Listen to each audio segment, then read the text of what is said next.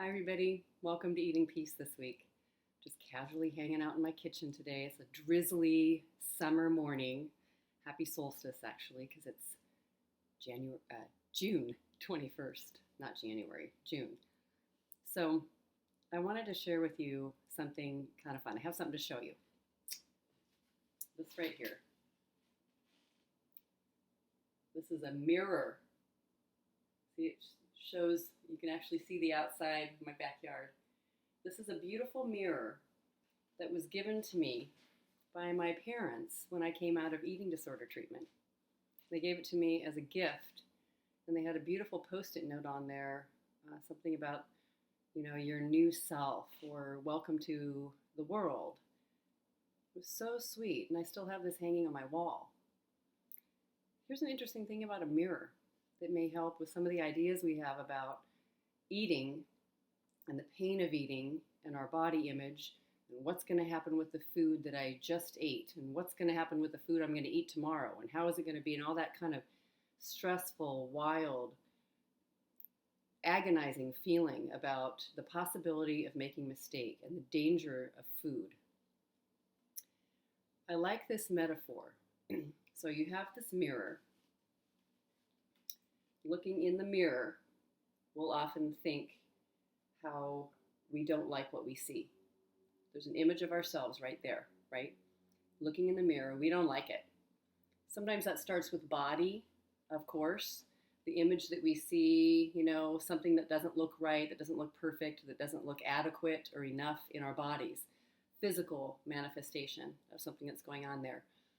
But looking in the mirror in our lives also can mean what we don't like that we see that is selfish or not enough or inadequate kind of emotionally, mentally, how we've responded to somebody, the kind of conversation we have, not saying yes, not saying no when we meant it, and just finding ourselves falling short, not liking ourselves in situations. The mind is brilliant at doing that. So we look in the mirror, say, my God, what's wrong with you? Why do you act this way? What kind of person does that? And the amount of criticism that goes on is devastating and debilitating and very painful. Breaks your own heart. You start even criticizing and crunching down on other people. What's wrong with them? They made me act like this. If I just got rid of them, I would be okay. All kinds of stories, all kinds of perceptions, all painful, a lot of suffering, and it gets really repetitive too, right? Okay, so got this mirror.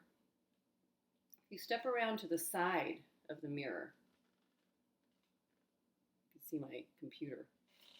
Let's do it this way so it doesn't shine in your eyes or anything. So if I'm looking at the side of this mirror, you can see the mirror's looking that way.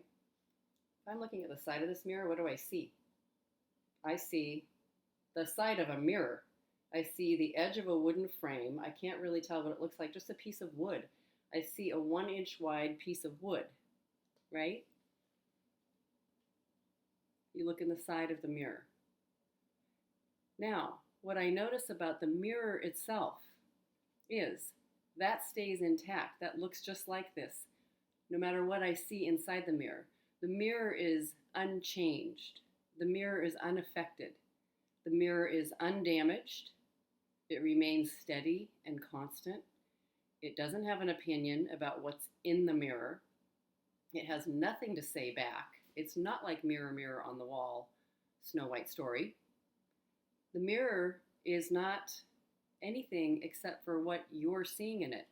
But the actual physical mirror is unaffected by what goes on inside. This may seem super simple, but it's not so simple. This is something that can be completely missed when we look in the mirror and we see what we see, and the image and our behavior and our actions and our words and everything that we perceived in that moment seems to be like what is true.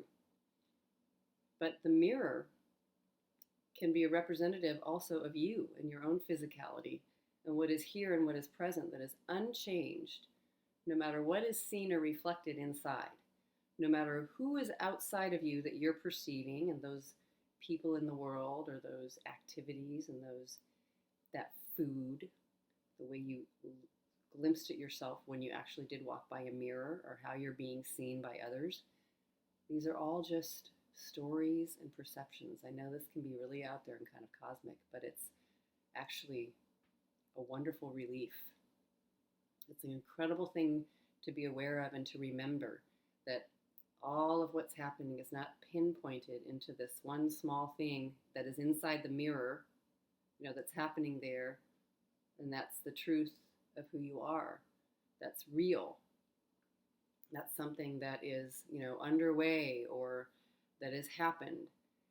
And also the perception you have of the thing that you're seeing in the mirror, maybe in your environment, in other people, in qualities you don't like, in the actual mirror itself again, in your body. Whatever you're seeing is just your opinion or your perception. This mirror, the physical structure of a piece of glass that reflects, is just being itself, and it has no damage, no matter what is inside of it. It doesn't care what it's reflecting. It has no opinion. It doesn't actually see whatever's inside the mirror. So you think of this mirror reflecting out. It doesn't say, "This is pretty disgusting. Better do something about this." You might notice within yourself that you have a lot of pain and suffering when it comes to what you ate and when you're going to eat it and who you're going to eat it with and how you should be eating it, and just incredible tightness and resistance and restriction and fear about what's going on. The mirror even doesn't do that, even though there might be something terrible reflected in the mirror, really violent and difficult, and all those brutal thoughts about how we should or shouldn't be eating. The mirror is just simply itself. So I know I've said this a few times in here, but worth looking at and really sinking into in every way that we possibly can with words, which are sometimes inadequate.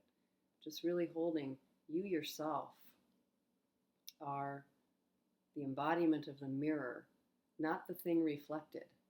Everyone changes. We were a little tiny itsy bitsy baby once when we were born. And through no fault of our own or no cause of our own or no will of our own, we just grew. We grew and grew and grew and grew in size and shape and height and began to walk and do all the things that a human being develops, including developing this mind, catching things brilliantly, file them in the files, and understanding that there's some things that may be worthy of being afraid of. But we can, good news, question all of it. And question all of it. Is this actually true? Is that food going to hurt me? Do I really need that food right now? Am I sure it's going to be a rough time when I gather with those people? Am I sure I can't stand being hungry? Am I sure I need to take one more bite? Do I need to worry about where my next food is coming from? Do I need to worry about that? I just noticed that the mirror over there doesn't have any worry or concern whatsoever about who's looking into it and also what it's doing when nobody's around. The room is still, it's enjoying its days, hanging on a wall. It's been on some different walls, but everything is up to the movement of the humans who move it around. But it's nice to be able to find that kind of sense within oneself. This is who I would be if I'm just here looking and not having a deep and terrible opinion about what's actually happening. If I knew I was safe in any given moment, without those opinions, if I knew I was safe as I looked in the mirror and I saw myself And I thought, oh, the thighs look a little large, or my eyes went towards my stomach or my skin or my aging or something like that. It's just, it rests, the eyes taking in everything. But if I didn't have an ultimate opinion that that's dangerous, whatever's going on that I see means something dangerous. If you find yourself, bracing up against what you're looking at, there has to be something that's scaring you about it that you think it means. So you can take out your journal and write, what do I think it means that I look like this? What's the worst that could happen? Will somebody else think the same thing I do? Will other people reject me? Will I be, lost and alone at sea? Do I think I am already? Just see what it is you think will be terrible about what others are perceiving, because usually it just is similar to what you yourself are perceiving about you. And that's the good news, is you can stop and question your own. You can treat yourself well. You can begin to say, I wouldn't have this voice as my best friend in a million years. But you can also kind of laugh and be connected to that, instead of also going to war with that part of your mind that sees things in this kind of negative or way of suffering. You don't have to go to war with that either. You can let it be as it is, because it just seems to be part of the thought process, part of moving around with you in your own mind, in your own head. So what part of you can you find, just through your own eyes, if you stared at yourself in the mirror and you had no thought about what you saw, and you actually even remembered that this mirror is a piece of physical matter just being itself, created out of other people's ideas and other forms connected together. There it is, being itself, just like you. Just like you. There's a peaceful part I found inside of myself. I actually was aware of it even in the early years of my own eating disorder. I thought, I remember having this thought. I could not have been born with a missing piece. Like, this is going to be a special human that is missing something when it comes to food and eating. Yeah, she's going to be like out in the world doing weird stuff with food and eating and just never being able to resolve it. A special case scenario, unusual, sick. I knew that wasn't the case. I knew I was a baby human being that came into the world just like every other baby human being, into my own unique circumstances, just like every other baby human being. And things happened along the way that the way they built up in my mind and my perceptions resulted in the actions and the activities of an eating disorder. Disordered eating, off balance, way off balance eating. But it began with my own thinking. My own thinking and feeling being off balance definitely was happening before eating was off balance. It all was like this perfect storm, coming together through my early years, gathering, taking in. And so I can undo it all. I can question, oh, back then I started thinking that was true. And it's not. It's not true now. It's not true anymore. I'm not even sure if it was true at the time. The work, those 4 questions, and turning things around and playing with them and exploring with them in the particular way that we do, using the work of Byron Katie, is incredibly powerful.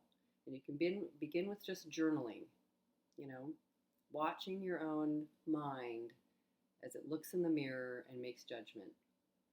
And if something causes suffering or feels heartbreaking, terrifying, unsafe, that can go on paper, and you can take it through the 4 questions and turn it all around just to play with it and see. No expectations of the outcome, just inquiring, open to what is.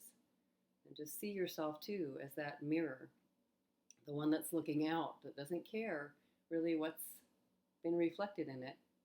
It's always steady, without an opinion, and perfectly at peace and at rest. We all have that.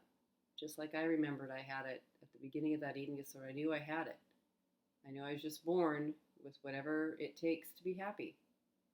And I know everyone is. Everyone is. Take care, everybody.